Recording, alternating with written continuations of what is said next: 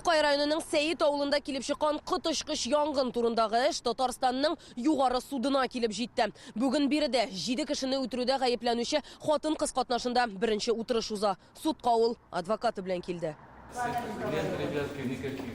Алдан адвокаты аның артыннан Эльмира Горданова бара. Хатын йөзен яшерми. Коридорда аларны бер төркем журналистлар каршы алды.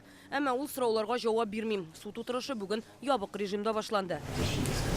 Эльмира Горданованың гаебен танымауы билгеле. Бүген ул судтан эшен присяжный утырышчылар каравын сораган.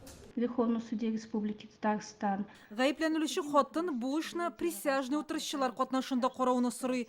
Моның өчен коллегия төзергә кирәк булачак. Ул 8 кешедән торырга тиеш. 8 человек. Бу фаҗига нәкъ 1 ел элек булды. Сәйит авылындагы янгында 4 бала һәм 3 олы кеше үлделәр.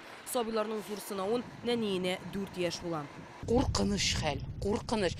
Утырып җыладым даже. Жалко. Иллегенә йорты булган кичкенә Сәйит авылы халкы өчен ул көн аяз көнне яшен суккандай була. Гордановлар йорты мизгелләр эчендә янып көлгә әйләнә.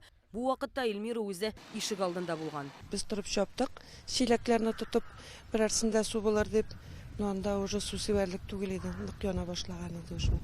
Прямо гырлеп янадыр, вот гырлеп. Вот я первый раз это такой пожар, ну вообще пожар вижу, не дай бог, но это было ужасно. Башта тикшерү комитеты саксызлык белән үлемгә китерү маддәсе буенча җинаять эше ачкан иде. Россия комитеты башлыгы Александр Бастрыкин аны үз күзәтүенә алды. Берничә айдан эшнең маддәсе үзгәрә.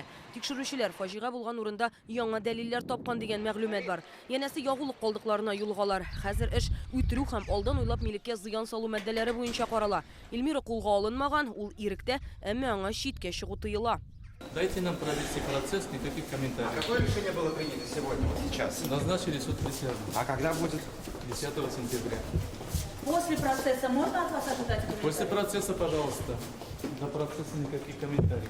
Эльмира Горданова бүгенге судтан соң да бер сүз әйтмәде. Чираттагы утырыш 10 сентябрьгә билгеләнде. Рания Абдрахманова, Алмаз Зияддинов, Яңа гасыр каналы.